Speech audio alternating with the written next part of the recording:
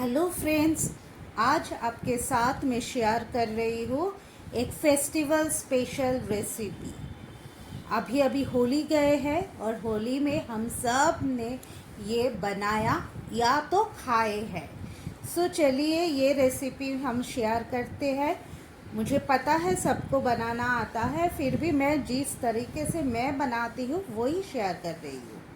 कढ़ाई में 1 टेबलस्पून घी डाल के घी गर्म होने पर मैंने 100 ग्राम ड्राई कोकोनट ले लिया। इसे अच्छी तरह से फ्राई कर लेना है। अच्छे तरह से भून जाने के बाद इसे उठा के रख देना है। थोड़ा लाल लाल करके इसे अच्छी तरह से भून लेना है। गैस का जो फ्लेम है इस टाइम आपको लो टू मीडियम ही रखना है। अब फिर से मैंने 1 टेबलस्पून घी डाला और ऐड कर दिया 50 ग्राम सूजी यानी कि रवा। अच्छी तरह से सूजी को भी भून लेना है। अच्छी तरह से सूजी भूनने के बाद उसे भी आप प्लेट में रख देना। प्लेट में उठा के रख देना है।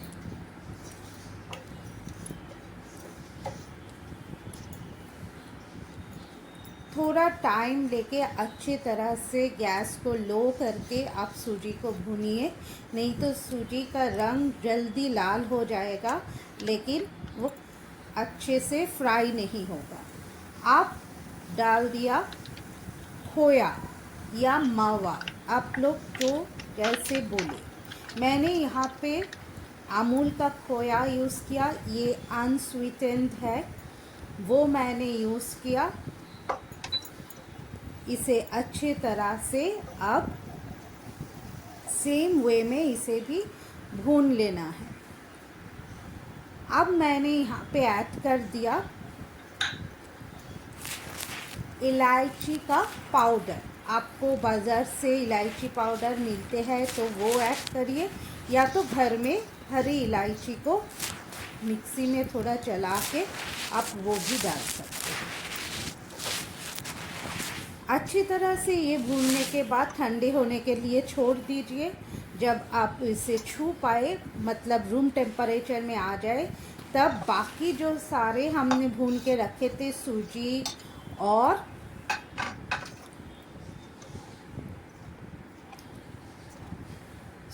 ड्राई कोकोनट जो हमने पहले से ही भून के रखे थे वो इसके साथ मिक्स कर देंगे। अच्छी तरह से अपने हाथों से इसे मिक्स कर देना है। अब यहाँ पे ऐड कर रही हूँ मैं पिसी हुई चीनी यानी कि शुगर। आप जिस हिसाब से मीठा पसंद करते हैं उस हिसाब से आपको शुगर की क्वांटिटी कम या ज़्यादा करना है। उसके बाद मैंने ऐड किया ड्राई फ्रूट्स। यहाँ पे ड्राई फ्रूट्स में मैंने काजू, बादाम और पिस्ता लिया था और इन तीनों को मिक्सी में थोड़ा ग्राइंड कर लिया। इसे भी अच्छी तरह से मिक्सचर के साथ मिला दिया।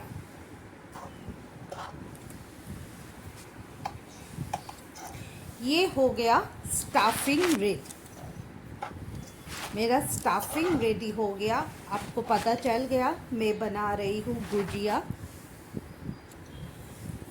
तो ये स्टफिंग मुझे लगा थोड़ा मीठा चाहिए तो मैंने फिर से थोड़ा मीठा ऐड कर दिया और ये हो गया गुजिया का स्टफिंग रेडी।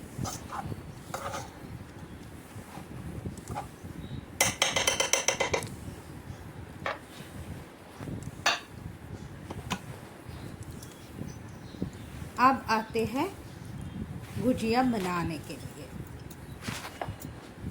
इसी तरह से छोटे छोटे बॉल लेके मैदे को थोड़ा सा हार्ड आपको गूंद लेना है।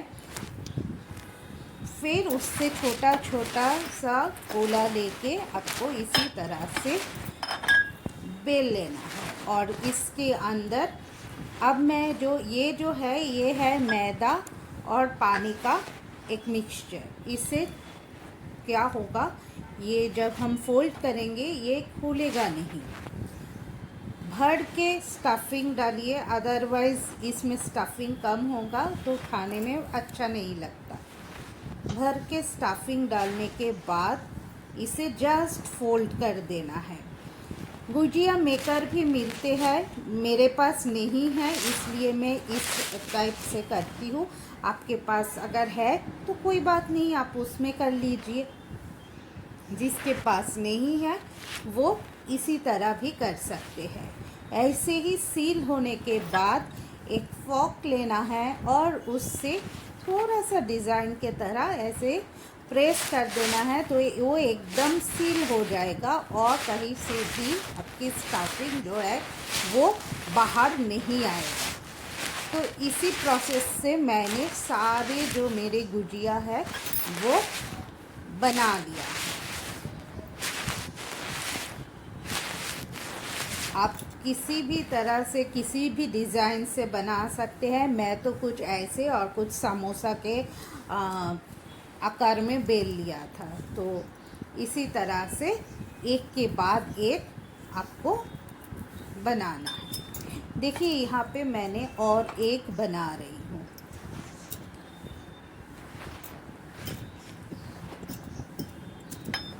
ऐसे ही बेल लेना है, वैसे ही रिपीट प्रोसेस है। मैदा का वो जो घोल है वो साइड में लगा दिया सो दैट वो बाहर ना आए। जो स्टफिंग है अच्छी तरह से मैदा एक दूसरे के साथ चिपक जाए और ऐसे करके थोड़ा सा हाथ से प्रेस कर देना है। ऐसे ही प्रेस करते हुए आपको बनाना है। कुछ ये शेप ऐसा ही देना है, ऐसा कोई बात नहीं, आपको जैसे लगे आप वैसे शेप दे सकते हैं। तो ऐसे करके मैंने ये पूरा जितना भी मेरा बनाना था वो सारे ऐसे ही बना लिया, बना के रख दिया। अब मैं बना रही हूँ सॉल्ट एंड स्वीट पारा एक साथ। हमने नमक पारा खाए हैं, हमने शक्कर पारा खाए हैं, लेकिन यहाँ पे मैंने दोनों एक साथ किया, सॉल्ट एंड स्वीट पारा। यहाँ पे मैदा लेके उसमें अजवाइन डाल के अच्छी तरह से मोयन दे के इसे मैंने गूंथ लिया था। आप जितना बड़ा हो सके उससे बेल लिया। देखिए, और हार्ड गूंथना है, अदरवाइज़ ये क्रिस्पी नहीं होगा। अब इसे ऐसे ही फैला फैला के आपको बड़ा करना है। बहुत सारे लोग स्लैब में, जो किचन स्लैब है उसमें रख के बेलते हैं, आप वो भी कर सकते हैं। मुझे वो थोड़ा प्रॉब्लम है, वो पसंद नहीं है किचन स्लैब में बेलना, इसीलिए मैं अपनी जो चक्की है वही रोटी बेलने का उसमें कर रही हूँ। अब पिज़्ज़ा कटर से मैं इसे ऐसे ही लंबा लंबा करके काट रही हूँ। अब इसको घुमा के इसको इस तरह से शेप से काट दिया। आपको जितना चाहिए, आप जितना मोटा करना चाहिए, पतला करना चाहिए, वो आपके ऊपर है। छोटा करना है या बड़ा करना है वो आपके ऊपर है। मैं इस तरह से बना दिया। तो ये था मेरा जो गुजिया, कुछ मैंने समोसा के आकार दिया। अब इसे फ्राई कर लेते हैं। ऑयल एकदम लो टेम्परेचर में है और अब मैंने एक के बाद एक इसे फ्राई करेंगे।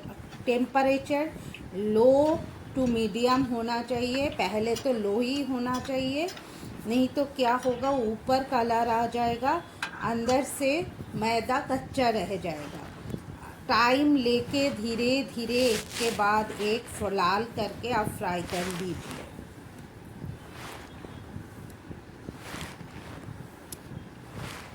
इसी तरह से मैं गुजिया को फ्राई कर रही हूँ।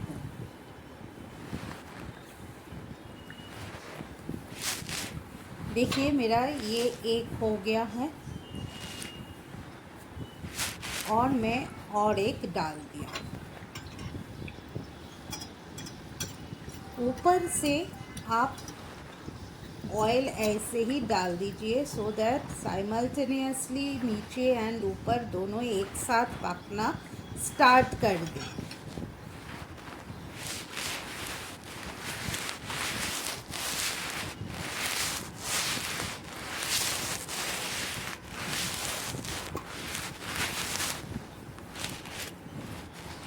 ऐसे ही मैंने एक के बाद एक सारे जो गुजिया है मेरा वो बना लिया।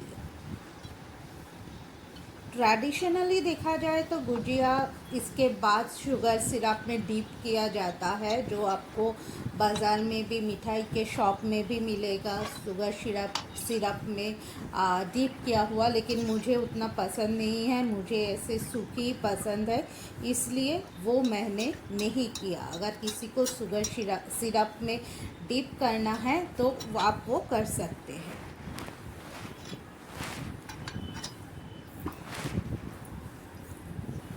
तो एक के बाद एक ऐसे ही मैं फ्राई कर लिया।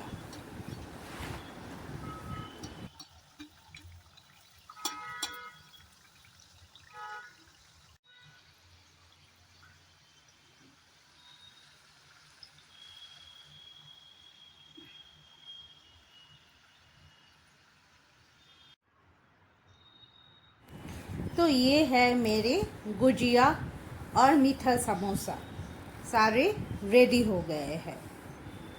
अब चलिए सॉल्ट एंड स्वीट पारा को फ्राई कर लेते हैं। पहले ही दिखा दिया था मैंने कि कैसे मैंने ये सारे काट लिया। अब इसे सेम आपको धीमी आंच में लो टू मीडियम हीट रखना है और फिर धीरे धीरे इसे फ्राई करना है, अदरवाइज़ क्या होगा, अंदर कच्चा रह जाएगा, ऊपर बहुत जल्दी रंग आ जाएगा लेकिन अंदर कच्चे रह जाएंगे। इसे अच्छी तरह से फ्राई होना है। तो गैस इस टाइम में सिम करके रखिए। तो ये है गुजिया और ये है स्वीट